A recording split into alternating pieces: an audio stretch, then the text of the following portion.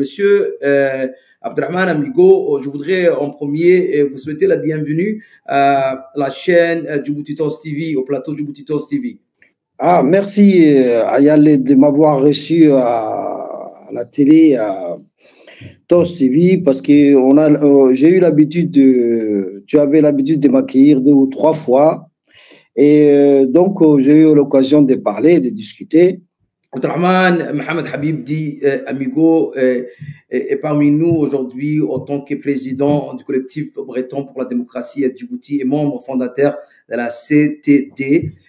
Monsieur Abdrahman va aujourd'hui aborder beaucoup de sujets sur ce qui s'est passé des massacres d'Arhiba qui a eu le 18 décembre 1991. Un massacre que nous, en tant que Djiboutiens, voulons éduquer, voulons nous souvenir et voulons rendre hommage à nos victimes d'Arhiba, des civils morts et tués par balles.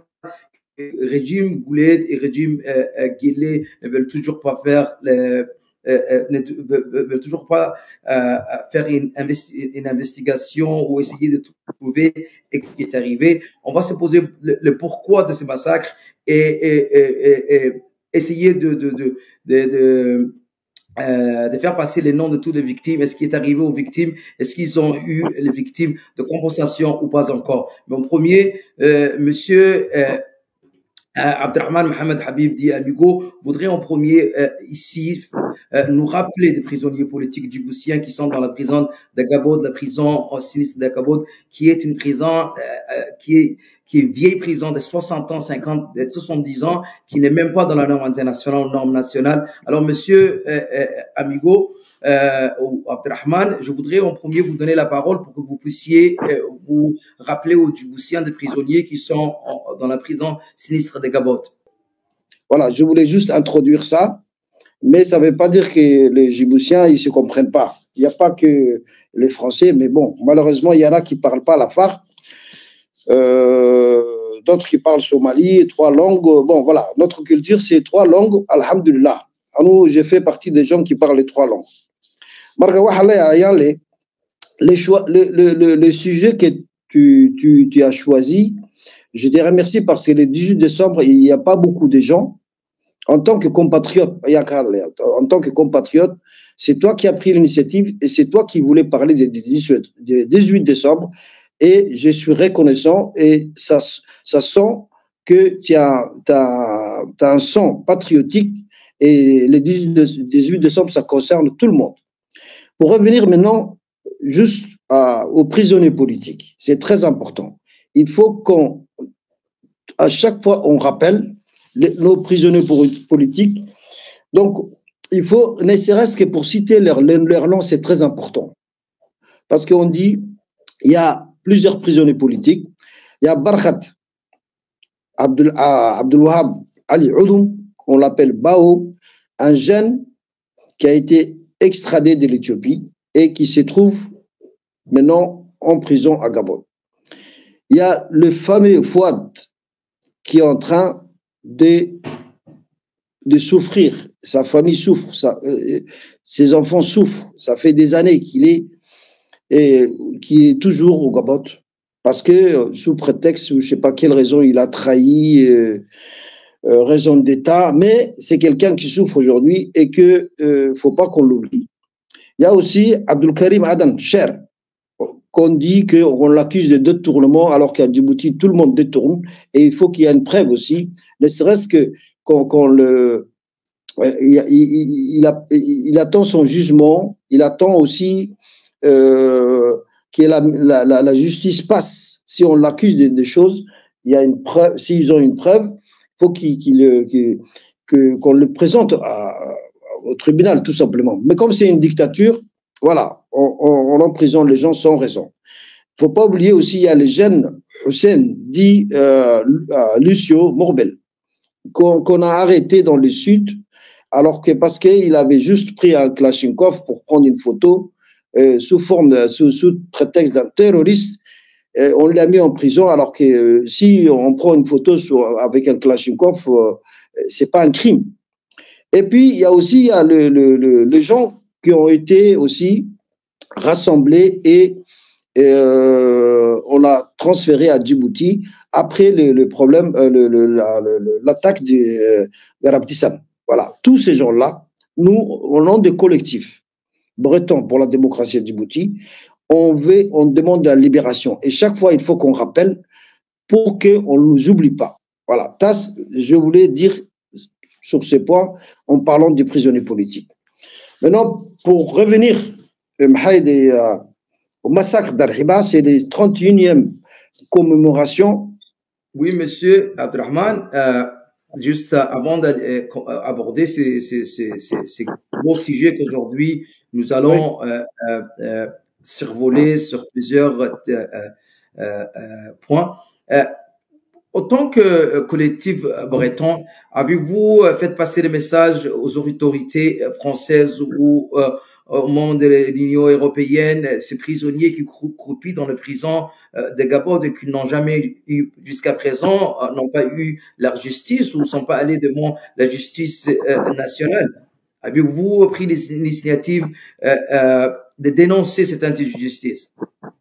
Oui, mais c'est pas pour la première fois on essaie d'interpeller en France ici. Moi, je suis en France, à Rennes.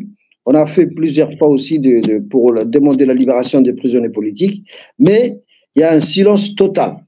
On essaie d'interpeller les autorités françaises, mais qu'on envoie des documents, qu'on saisit les associations, mais il y a un silence total sur les prisonniers politiques. Voilà.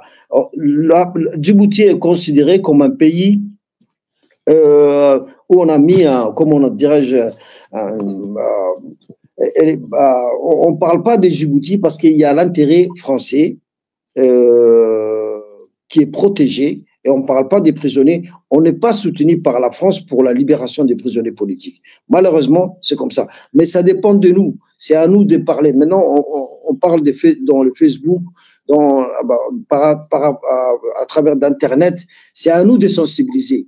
Il ne faut pas qu'on attende de la France qu'elle nous aide et qu'elle intervienne pour libérer nos prisonniers politiques. Voilà. Absolument d'accord avec toi. Il faut saisir ces dossiers des ONG et puis les différentes autorités pour qu'un jour, c'est sûr qu'un jour, à cause que il y a intérêt entre Djibouti et cette chancellerie, mais un jour, je suis sûr et certain que cela va cesser et puis notre message va passer. Même si ça doit être à goutte d'eau, le message va passer et nous sommes très convaincus et très déterminés à ce que notre message passe et puis être tombé, tu sais, il tombe pas dans le vide, mais dans les oreilles des gens qui ont des intérêts à Djibouti, s'ils veulent vraiment voir Djibouti être la même Djibouti que l'on connaissait, parce qu'on est en train de perdre ça pour l'instant. Monsieur Abdelrahman, nous allons aborder directement le sujet des massacres d'Arhiba, mais en premier, pour que nous puissions situer nos auditeurs, veux-tu un peu nous parler de l'historique de la guerre qui s'est passée entre Djibouti et les régimes goulés à ce temps-là et les fruits, un peu d'historique pour que nous puissions commencer notre sujet. Un peu d'historique, s'il te plaît. Marhaba. D'abord, moi, je voulais dire aux Djiboutiens, qu'il soit le massacre d'Arhiba, qu'il soit le massacre de Boudoro, qu'il soit le massacre de Gadaboursi, c'est à nous de parler parce que c'est notre problème. On est responsable aussi, même si on n'est pas. Maintenant, ça fait presque ça va faire une génération. C'est 30 ans. On est en train de célébrer le 30e anniversaire de commémoration d'Arhiba. Donc, j'ai dit, c'est un problème djiboutien qui concernait tout le monde.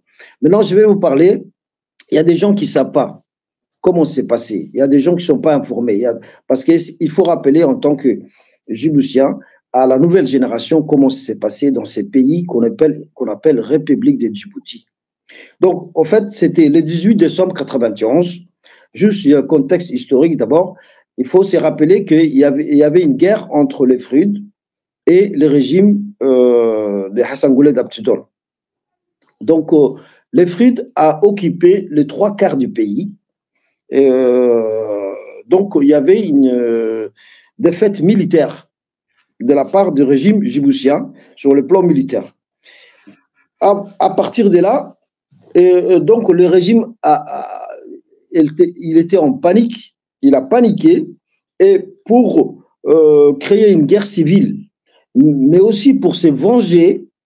Et donc, à 6 heures du matin, la police, la gendarmerie, et même il y avait la marine aussi, hein, et comment on appelle, garde présidentielle, ils ont encerclé à 6 heures du matin, d'abord ils ont encerclé les quartiers.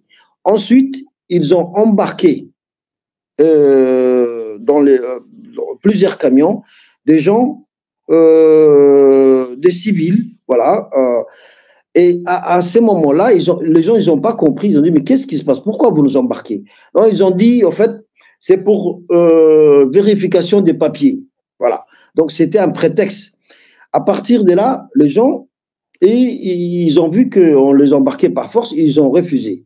Et d'ailleurs, il y avait même un témoin, enfin, un policier à phare, qui a dit, il a compris pourquoi on les embarque. Il a dit, mes frères, faut pas monter dans ces camions parce qu'ils veulent vous amener quelque part pour vous exécuter.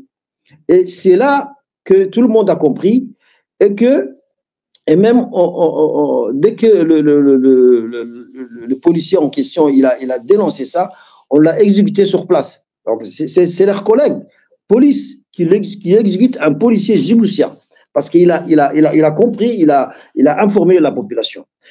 Là, c'est devenu, ils ont paniqué parce que leur plan a échoué. Parce qu'eux, ils voulaient amener ces gens-là dans un endroit pour les exécuter discrètement.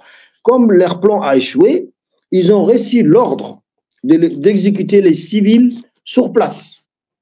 Et donc là, c'est parti. Donc, c'est chasse à l'homme, chasse aux enfants, chasse aux mères, aux femmes. On a tiré sur les gens à balles réelles. Il y a des gens qui ont pris les balles par derrière. Et donc, ils ont ouvert les armes sans sommation. Ils ont tiré sur les gens. Donc, et voilà. Et à cette occasion, et puis, il y avait aussi un hélicoptère de l'armée française qui était en train de filmer cette scène où on tirait à balles réelles sur la population. Et c'est là quand ils ont vu qu'il y avait l'hélicoptère, là, ils se sont un peu retirés. Mais malgré ça, enfin, c'est fait déjà. Ils ont tué pas mal de gens. Donc, le bilan est catastrophique. Donc, je voudrais revenir un peu en arrière, ce que vous avez dit. Quand vous dites qu'il y avait la police nationale djiboutienne, la gendarmerie et puis la garde présidentielle. La garde présidentielle, la marine. Oui. La marine. Est-ce qu'on connaît le commandant qui était à la tête de bataillon, ces militaires ou ces policiers? Est-ce qu'on connaît leur nom aujourd'hui? Ah oui, bien sûr. Non, mais moi je voulais d'abord relater les faits, okay, et ensuite parler après qui est responsable de cette. Quels sont les responsables? Ok, je te laisse. Okay, non, mais ta question n'est pas, c'est la suivante, puisqu'on doit répondre à cette question. Qui est responsable? Voilà. Donc, je voulais faire comprendre à nos compatriotes djiboutiens comment ça s'est passé, pourquoi ils sont venus encercler Arriba et tuer les civils. Parce qu'ils ont subi un échec militaire dans la localité d'État du Roi, à côté, une commune qu'on s'appelle Kalaf. Là, c'était vraiment un échec militaire. C'était un acte de vengeance contre la population. Voilà, mais il y a acte de vengeance contre, parce que comme ils sont affaires, donc ils ont dit, voilà, on va les attaquer, on va attaquer les civils, et en même temps, en plus, comme c'est un régime dictatorial. Est-ce que la population ou des quartiers d'Arhiba étaient, eux, armés? Est-ce qu'ils étaient armés? Pas du tout. Mais Personne. c'est des civils. C'est des civils. Les enfants, on parle des enfants, de femmes, Oui, bien sûr. on parle de vieux qui ne sont pas capables vraiment de vraiment se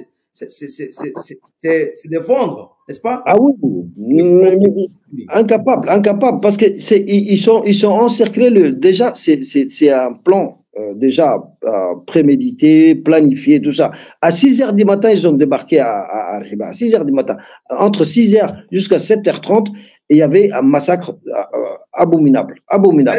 Donc, les gens Est-ce que tu penses que ce massacre pourrait être évité si le régime Gouled avait amené assez de militaires, assez de policiers, et assez de la garde présidentielle et essayer d'avoir des gens qui peuvent négocier et d'escalader le problème pour qu'il n'y ait pas une tension et que quand ils ont vu que il y avait une tension et que tout le monde était agité, ils pouvaient se retirer sans faire de dégâts ou sans tuer quelqu'un. Est-ce que le régime Gouled a essayé ça ou il était venu sur place pour commettre des crimes? Ça, c'est volontaire à y aller. C'est prouvé, c'est volontaire, c'est préparé, c'est un plan parce que le régime, il a complètement paniqué parce qu'il y a même des gens qui disent que certains dignitaires du régime préparaient leurs valises pour quitter Djibouti. À ces points. Mais ils ont choisi de créer cette guerre. C'est pour aussi, deuxième raison, aussi, c'est pour créer une guerre civile entre la population.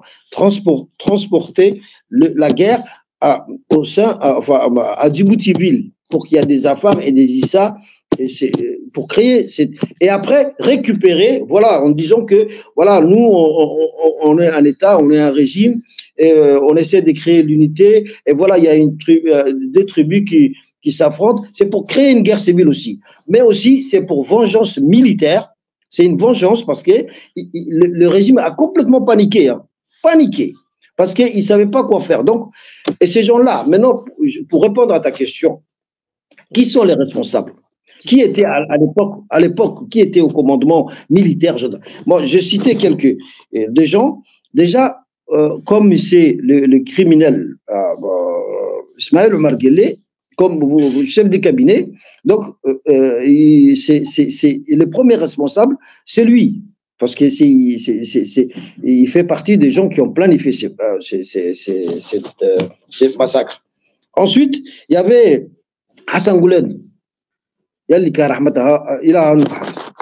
était là, mais qui dit rien consent, il était responsable aussi de ces tueries. Et il y avait aussi le chef de la police. Ben, il y a des gens qui sont morts, d'autres qui sont vivants aujourd'hui. Yassine Yabé, il était là. Il y avait le colonel Zakaria. Et puis il y a Elmi Abani, chef du corps de la marine. Il y avait le colonel Hoche, chef du corps de la gendarmerie. Il y a Hassan Saïd. Maintenant, à l'époque, il était sous-directeur des SDS. Donc, il y a des gens qui sont morts, d'autres qui sont vivants aujourd'hui. Donc, Hassan Saïd, il est vivant. Ismaël Omar Guelleh, malheureusement, il est vivant. Colonel Zakaria, il est vivant. Oui. Si on dit qui est-ce qu'il faut poursuivre aujourd'hui, il y a des gens qu'on peut poursuivre. Voilà les responsables qui ont planifié et qui ont massacré la population à Riba en 1991. Voilà l'histoire de ces massacres. Comment c'est monté, je voudrais faire passer les noms des victimes. On parle beaucoup des gens qui ont commis le massacre. Pour moi, je pense que ce qui est très important, c'est le nom de victimes. On veut savoir ce qui est arrivé à ces familles-là. On veut savoir la petite fille qui n'a pas eu la chance aujourd'hui de voir son avenir, comment son avenir allait ressembler. On veut voir les parents qui ont perdu leurs enfants et qu'aujourd'hui vivent avec ces blessures. On peut voir les gens qui ont été victimes de cette attaque et tuerie et qui aujourd'hui vivent avec les séquelles. C'est eux les plus importants qu'on devrait parler aujourd'hui. C'est eux qu'on a besoin aujourd'hui de mettre en avant pour que nous puissions aujourd'hui nous souvenir de ce massacre qui n'a pas arrêté, qui a continué et que c'est arrivé que c'est arrivé au Café de Paris. C'est ces gens-là, les Djiboutiens, c'est eux le gouvernement. C'est pas le régime Guelleh ou Goulet. C'est ces gens-là que nous devons parler beaucoup aujourd'hui. Et je voudrais aujourd'hui que chaque Djiboutien, n'importe quelle communauté que tu es, n'importe quelle tribu que tu appartiens, si tu es un Djiboutien, tu devrais ressentir la douleur de ces gens qui ont perdu des gens très, très importants dans leur vie. Imaginez-vous voir votre enfant se réveiller un matin et voir tout un escadron qui devrait être la sécurité de ton pays, mais qui tue, qui assassine et qui tire à bout portant, qui tire sans discrimination sur des mamans, c'est-à-dire des vieux papas qui ne sont pas capables de courir, qui ne sont pas capables de marcher, qui sont déjà pauvres, qui n'ont pas de travail et que la pauvreté, vous le savez comment à Djibouti c'est. Alors, je voudrais qu'on passe tous les noms de ces victimes qui sont morts parce qu'ils étaient afars. Pourquoi ils sont morts? Parce qu'ils étaient afars, parce qu'ils étaient Djiboutiens, parce qu'on voulait les assassiner, parce que le régime Goulet perdait son régime. Le neveu Guelleh, qui est président aujourd'hui, responsable de toutes ces choses-là. C'est lui qui a été chef de sécurité nationale. Absolument. On doit se demander qui est responsable de ce massacre. C'est lui. C'est lui qui était chef de sécurité nationale. C'est lui qui était supposé défendre, qui était supposé donner une solution à ces problèmes-là. Mais non, il a choisi d'assassiner des petites filles. Il a choisi d'assassiner des parents, des vieillards. Pourquoi? Il y a la vidéo qui passe là. Regarde, ils vont voir la vidéo qui passe là. Ça, c'est la vidéo donc, où il y a la liste de gens qui sont morts et c'est une vidéo ancienne, mais les images ne sont pas de bonne qualité, mais comment ils ont enterré leurs victimes et tout ça. C'est une vidéo qui... Regardez ça, très important. On va regarder ensemble. Et après, on va parler des bilans. Absolument. Ouais, d'accord. Marhaba.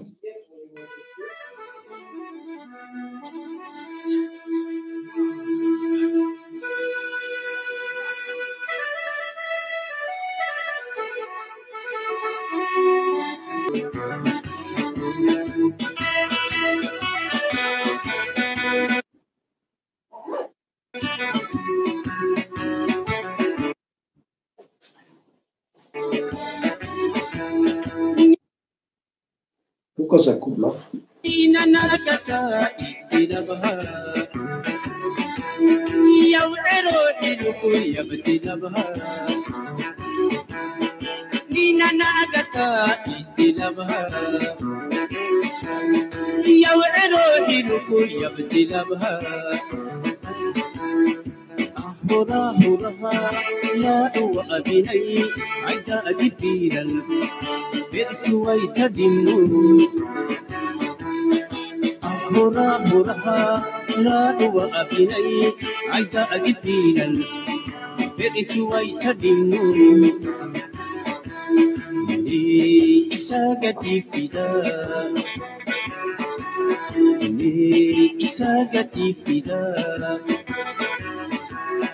Mai solo pura balbar sinte toba koi medine hai itilaba nina nagata itilaba yaw ero hiluku yabtilaba ahami kapana itilaba medine hai itilaba أخورها لا وأبيني عيدا أجفيلا بدت ويتدمو أخورها لا وأبيني.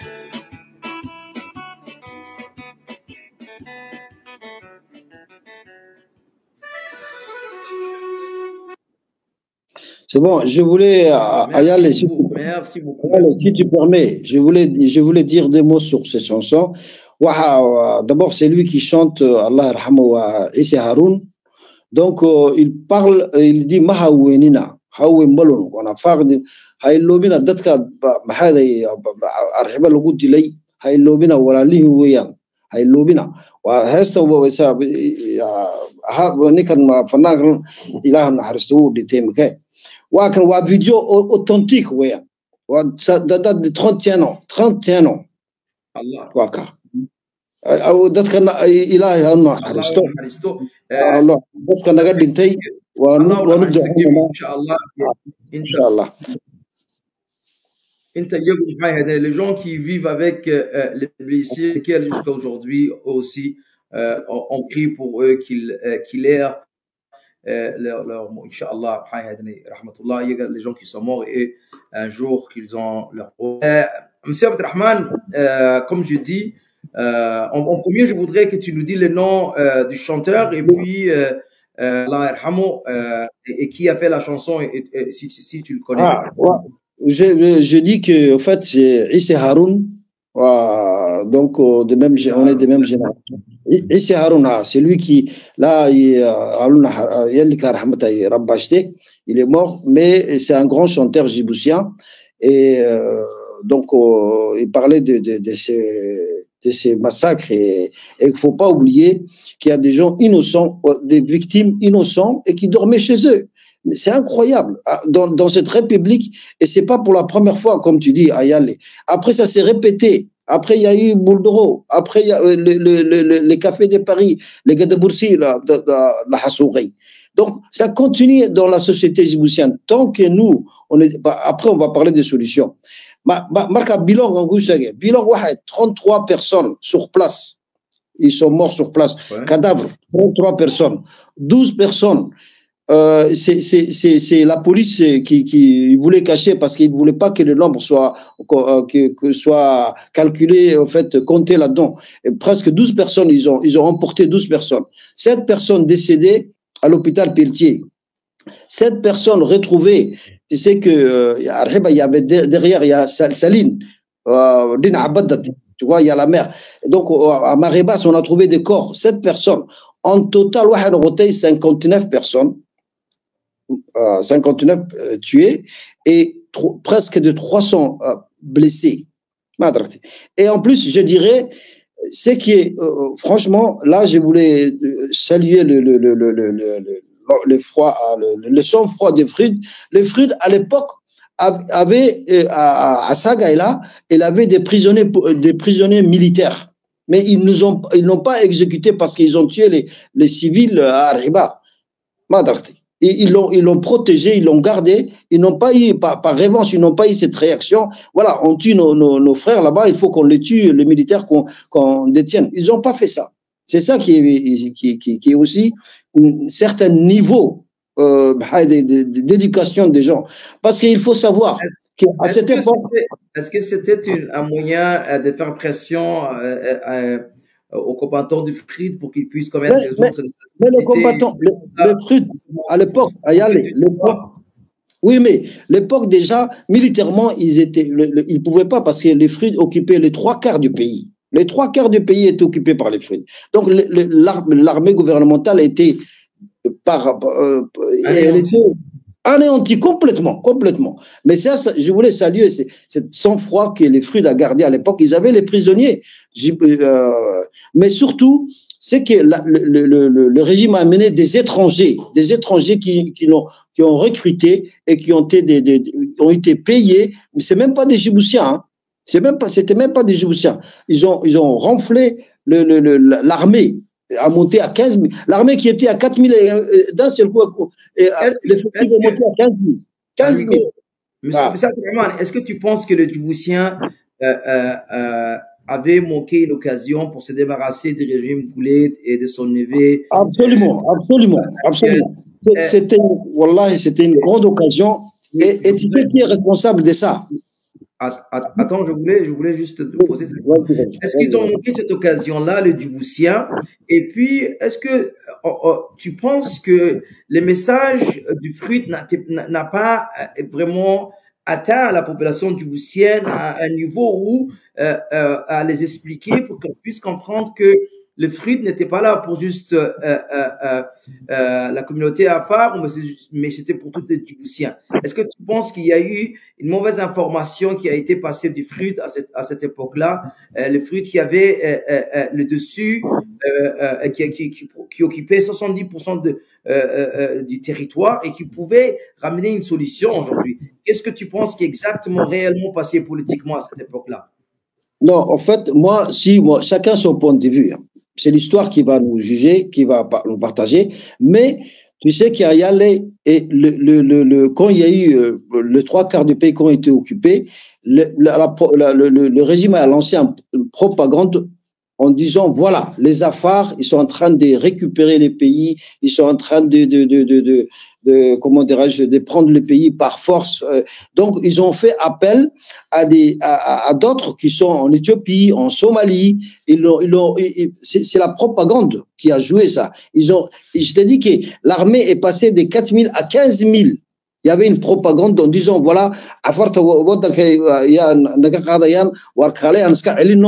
bref, il a fait une propagande pour faire venir des guérissas et d'autres. C'est même pas des Djiboutiens, hein, parce que les Djiboutiens, ils s'entretuent pas entre eux, ils se connaissent. Dans l'armée, ils se connaissaient. Moi, je connais des amis qui ont été arrêtés par les FRUD, mais ils se sont rencontrés là-bas. Ils ont dit non, ça c'est un mec un Djiboutien, il habite en Gela, il Donc, les Djiboutiens, ils se connaissaient. Mais avec la propagande Bakhalaya. Donc, en disant, voilà, les Afars, ils sont en train d'occuper les pays. Venez, on vous recrute. Et c'était des mercenaires, c'est comme ça qu'il y a la propagande. De l'autre côté, les FRUD a fait 3 cessez-les-feux pour négocier. 3 cessez-les-feux. 3 fois, en disant, on veut négocier. Nous, on a fait les cessez-les-feux pour négocier. Il a tendu la main, mais le régime, il voulait pas parce que Hassan Gouled il a dit non. Ils ont acheté des armes de la Chine, etc., etc. Donc, il voulait pas négocier avec les FRUD. Donc, mais moi, j'ai dit c'est une occasion parce que qui a aidé le régime? Historiquement, c'est la France qui a aidé le régime. C'est la France qui s'est interposée parce que même il y a un colonel, bon, maintenant je ne vais pas citer non, à Sangouled, il préparait sa valise parce qu'il était complètement, il a paniqué. Donc c'est la France qui s'est interposée. Ils ont dit aux FRUD, maintenant, hop, on s'interpose et il faut négocier. Et c'est comme ça que après et le gouvernement a eu le temps d'acheter des armes, de recruter des gens pour repousser les FRUD en juillet. Pour repousser les FRUD jusqu'à en Éthiopie. Voilà, il y a eu une offensive qui était malheureusement. Voilà, donc la France, elle a joué un rôle. Pour protéger ce régime, elle a joué un rôle capital. Ok, je voulais poser une question sur la propagande. Est-ce que tu penses que aujourd'hui, qu'il y a les réseaux sociaux et que nous sommes aujourd'hui capables de faire passer notre point de vue, la vérité, c'est exactement arrivé en 91, qui est arrivé pendant la guerre civile qui est arrivée à Djibouti.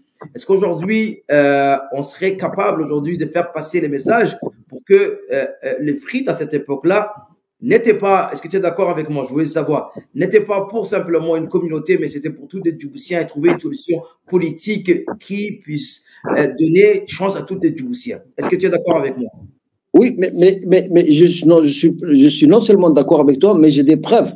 Parce que c'était Ahmed Dini qui a pris la présidence de FRUD. Il y avait un accord, il a dit, nous, on n'est pas là pour, comment dirais-je, pour renverser les régimes et prendre le pouvoir en tant qu'Afar. Non, les FRUD s'est battu pour toute la population. Il y avait même des responsables, Issa, qui étaient dans l'organisation, parmi les responsables des FRUD. Donc, les FRUD ne se battaient pas que pour les Afars. Ça, c'est la propagande qui a été lancée par les régimes. Mais les FRUD, ils voulaient simplement la démocratie, la justice, l'égalité entre tous les Djiboutiens. Et c'est marqué dans le document. Mais c'est les régimes qui a refusé complètement. Et d'ailleurs, c'est la France qui a sauvé les régimes.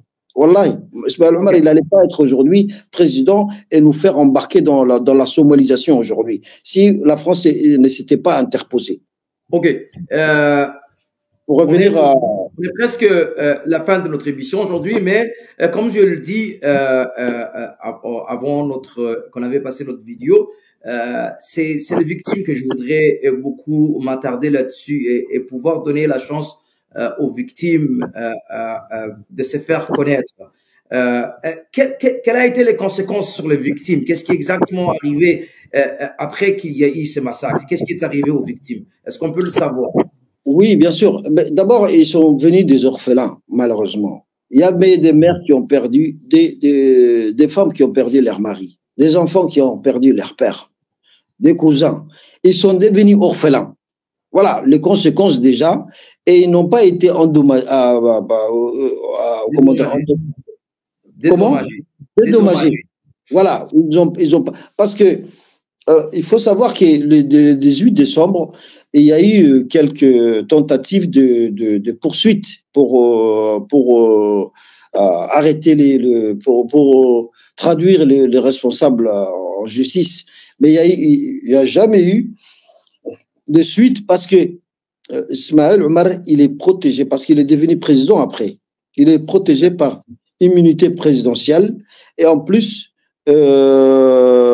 il sait que il va rester jusqu'à la mort.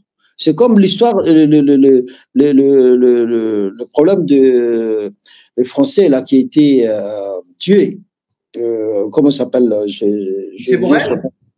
Comment? C'est Borrell. Exactement. C'est le même. C'est-à-dire qu'il y a la poursuite judiciaire sur le plan judiciaire. Il y a une protection immunité présidentielle qui les protège tant qu'il est au président. Et tu sais qu'il est bien que on a demandé une enquête internationale, mais c'est compliqué parce qu'à Djibouti on facilite pas. Même si une commission indépendante elle arrive à Djibouti, on va les compliquer. Mais voilà. Donc on est pour la seule solution pour que ces orphelins soient dédommagés et qu'on rende justice à Arriba, la seule solution à y aller, c'est détruire ces régimes. À partir de là où on le détruit, on peut le traduire en justice. C'est la seule solution. C'est la seule solution. Donc cette solution, ça te concerne, ça me concerne. Parce qu'il n'y a pas qu'Arriba, il y a plusieurs. Et puis après, on ne sait pas ce qui va arriver encore. Ok. Votre ONG, vous avez, est-ce que vous avez demandé une justice internationale indépendante? Plusieurs fois. On a demandé plusieurs fois. On a demandé une enquête internationale. Avez-vous un moyen de faire passer aujourd'hui, ou voulez-vous, peut-être vous poser cette question de cette façon-là, voulez-vous faire aujourd'hui passer un message à la jeunesse djiboutienne qui ne savent pas exactement ce qui est arrivé à Arriba le 18 décembre 1991? Quel serait aujourd'hui le message que vous pouviez passer, M. Abdelrahman, à cette jeunesse djiboutienne qui aujourd'hui est dans une situation de crise, qui ne se reconnaissent pas parce que ils sont dans un pays qui lui divise la population djiboutienne. Il les divise par tribu, il les divise par ethnie. C'est vraiment très grave, c'est pas quelque chose qu'on a vu. Aujourd'hui, si vous avez la chance aujourd'hui d'avoir des jeunes djiboutiens devant vous, qu'allez-vous leur dire pour qu'ils comprennent ce que ça veut dire vraiment c'est être djiboutien? Est-ce que ça veut dire vraiment de quelqu'un qui connaît ce qui est vraiment arrivé à Arriba? Comment allez-vous l'éduquer aujourd'hui, les faire sensibiliser à cette situation? Alors, déjà, moi, ce que j'ai apprécié chez toi, les gens te flatter, je te dis la vérité. Le fait que tu as pris l'initiative, qu'on parle des 18 décembre en tant que Djiboutien, ça c'est important. Ça commence par là. C'est-à-dire que toi et moi, là, on est en train de parler des 18 décembre, parce qu'on est Djiboutien. Donc, par l'éducation, c'est pour que les gens, la nouvelle génération comprenne ce qui s'est passé à Arriba. Et on est en train de parler de ça. Et ça, c'est le début Parce que il faut dire qu'est-ce qui s'est passé. Déjà, la question, si on pose, le fait qu'on pose la question, c'est très important. Et c'est à nous d'éduquer les enfants et de transmettre le message. Qu'est-ce qui s'est passé à Bourdoro? Comment ce qui s'est passé au Café de Paris? Pourquoi on a tué les gars de Bourchi? Pourquoi on a tué les Djiboutiens, Issa? Mais pourquoi on a tué les Afars? Et ça, moi, je trouve que même, Inch'Allah, il faut que ça soit un programme, par exemple, quand on va se débarrasser de ces régimes, il faut qu'il y ait un programme scolaire, par exemple, au niveau des collèges, qu'on enseigne ce qui s'est passé comment s'est passé les 3 événements qui ont marqué, c'est une tache noire de l'histoire de ces régimes. Et on pourrait enseigner au collège, introduire dans un programme tous les massacres qui ont été perpétrés par ces régimes. Ça, c'est une solution aussi, par l'éducation, j'ai dit, par l'éducation. Ensuite, nous, on est responsable de ce qui s'est passé à Bourdoro. Je ne dis pas qu'on a planifié, nous, c'est-à-dire si on garde le silence, on est responsable. Mais aujourd'hui, alhamdulillah, déjà, on parle. On parle et il faut on a Internet, on a moyens de communication et nous, on fait tous les jours. Tout à l'heure, j'ai montré les manifestations qui ont eu lieu à Paris, à Djibouti, à Bruxelles. Ça fait 31e anniversaire.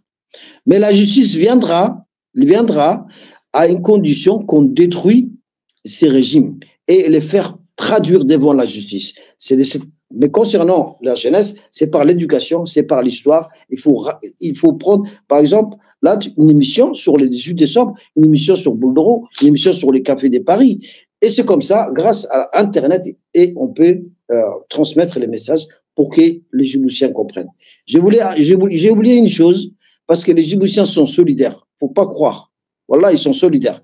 La preuve, le jour qu'il y a eu le massacre d'Arhiba, je sais qu'il y a des ministres qui ont démissionné. Et là, il a démissionné. Comment s'appelle Mohamed, comment s'appelle Suleiman Bardon. Suleiman London, il a démissionné. Et il y a eu des députés aussi à Foire qui ont démissionné. Voilà. Il y a des actes de solidarité entre Djiboutiens. OK? Donc, cela prouve que les Djiboutiens, quand ils décident, ils peuvent gagner le combat contre ce régime. Voilà, par l'éducation, j'ai dit. Et après, je voulais, Emeka, ça continue. Par exemple, là récemment, il y a eu le problème de Warablé, les guerres qui nous ont amenés de l'Éthiopie, parce que nous, on est Djiboutiens, mais nous, on veut que les frères se réconcilient en Éthiopie, mais on n'a pas à s'immiscer. Et voilà la guerre qui s'est transposée à Djibouti. Warablé, Hayablé, on a tué des gens récemment. Ça se répète. Mais tant que ce régime, il est là, wallahi, tant que ce régime, il est là, tant que nous, comme tu dis, on est divisés, on va encore tuer. Maintenant, il reste que les Arabes. Enfin, pour dire, c'est tellement que, voilà, c'est comme ça. Je sens beaucoup à comment est-ce que très important c'est pour toi la cause djiboutienne et puis avoir une politique saine à Djibouti et puis voir Djibouti, c'est toute la communauté vivre dans une bonne symbiose. Mais c'est possible, on doit croire à ça. Oui, c'est ça, je crois beaucoup à ça, moi, je crois beaucoup à ça. Et puis, j'espère que toi, moi, je dis toujours, il y a la droite, la gauche et le milieu. Moi, je me considère être au milieu. Et toi aussi, je te vois comme être au milieu. Nous avons nos radicaux qui sont de l'autre côté, des gens qui, notamment à la gauche, qui s'en foutent. Mais moi, je pense que des intellectuels comme toi, des communautés Afar et des intellectuels de communauté Issa doivent sortir pour trouver une solution à ce qui se passe, pour qu'ils comprennent que tu sois Issa ou Afar. Ça veut dire que tu es Afar et Issa aussi. Absolument. Il faut que tu comprennes. Ça veut dire que vous êtes une seule famille et que cette terre que vous voyez, c'est pour vous tous. Arrêtez de vous entretuer. Tuez vos enfants. pour une cause vraiment qui, nous voulons éduquer nos enfants. Nous voulons que nous soyons les gens qui sont, c'est les plus, qui peuvent faire des changements de l'Afrique de l'Est, mais pas tirer nos enfants tous les jours. Ça, c'est triste. C'est vraiment triste. Et le gouvernement, je dis pas le gouvernement, mais le régime voulait dégueuler tous les deux, ont bénéficié de notre querelle, de notre, bataille, de notre tuerie entre nous, qu'aujourd'hui, lui, il s'est enrichi sur notre dos. Nos enfants sont en train de mourir parce que c'est nous qui ont laissé mourir. Le régime voulait dégueuler, s'en foutent de nous. They don't care about us. Ils s'en foutent de nous, qu'on s'entretue ou qu'on meurt, lui et ses enfants. T'as vu le mariage qu'il a fait pour sa fille? 300 millions de dollars US. T'as vu le mariage qu'il a fait? Alors ça veut dire, oui, ils s'en foutent des Afghans, ils s'en foutent des Somaliens, des Issa et des Arabes. Il faut que ces enfants vivent bien, et puis nous, on doit comprendre ça. Il est temps qu'on comprenne ça. Monsieur Abdelrahman Amigo, avant que je te laisse partir, je voudrais te donner la chance pour tu puisses remercier tes auditeurs, et puis je sais que c'est très tard chez toi. On te remercie beaucoup pour prendre de se connecter. En France, c'est vraiment en retard maintenant. 11h, je pense, 11h du soir, c'est ça, hein? Et puis, il est 1h du matin. Oui, oh mon Dieu, 1h du matin. Et je suis sûr et certain, tu n'es pas vraiment très content à la finale de la Coupe du Monde. L'arbitrage n'était pas à standard, n'était pas au niveau qu'on s'attendait à une finale. Oui, nous, on voulait qu'on gagne, mais bon, voilà, c'est comme ça la vie. C'est ça, oui. Donc, pour moi, c'est la France qui avait gagné parce que l'arbitrage a été laissé désirer. Ok, je vais te laisser un dernier mot. Moi, d'abord, je voulais remercier tous les auditeurs qui nous écoutent, et que si on parle, c'est pas parce qu'on aime Facebook, on a envie. Moi, là, aujourd'hui, je t'attendais parce que, voilà, je voulais parler des massacres d'Al-Hiba parce que ça me tient beaucoup. Voilà, j'ai attendu, même s'il y a un problème technique, j'ai attendu parce que je sais que c'est important. Et je remercie tous les auditeurs qui nous écoutent. Et je voulais finir sur un point. Il y a un proverbe arabe qui dit « Ana khatiam min abigab abou ». Wallahi, je t'assure, l'alliance, le mariage qui s'est fait là, c'est pas un mariage d'amour, c'est pas un mariage de famille, c'est un mariage complètement pour déposséder les Djiboutiens et la terre djiboutienne. Stratégie, c'est un plan. Comme on a fait les massacres d'Al-Hiba, ils ont fait un plan, un mariage d'alliance politique entre trois axes. Et il y a Hargeisa, il y a Hawiye. Ce que je dis, c'est Hawiye. Parce que nous, on en a marre des étrangers qui viennent de l'Éthiopie et qui viennent de la Somalie. Maintenant, donc, cette alliance, moi, j'ai dit aux Djiboutiens, attention, les Djiboutiens, revenez sur vous-même. Vos enfants, ils vont disparaître. Votre pays va disparaître.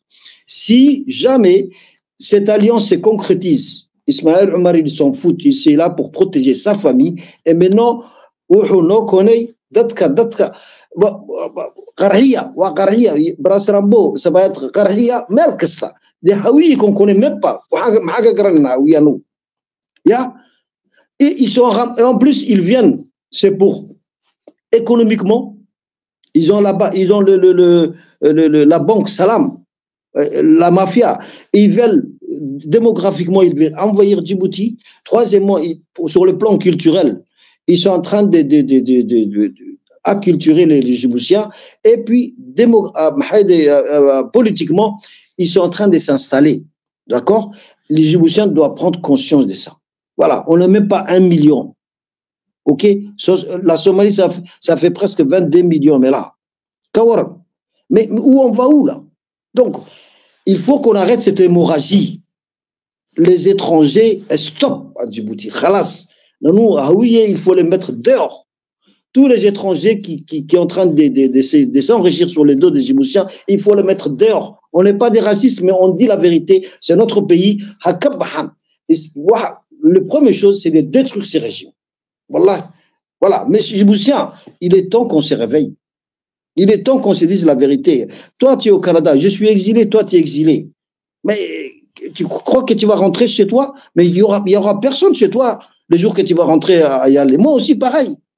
Donc, ces plans-là, il faut les combattre. Il faut dénoncer. Il faut parler de ces somalisations. Somalisation, moi, je ne suis pas contre les Somalis. J'ai vécu, je connais mes frères somaliens. Mais je ne veux pas que Djibouti soit un pays Somali. Parce que Djibouti, c'est à part.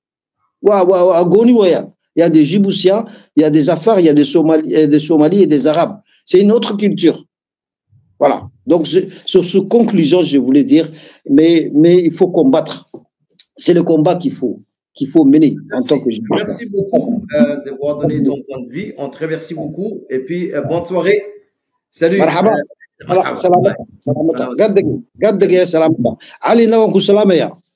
Merci beaucoup pour ton travail. Allez, salam. Ciao.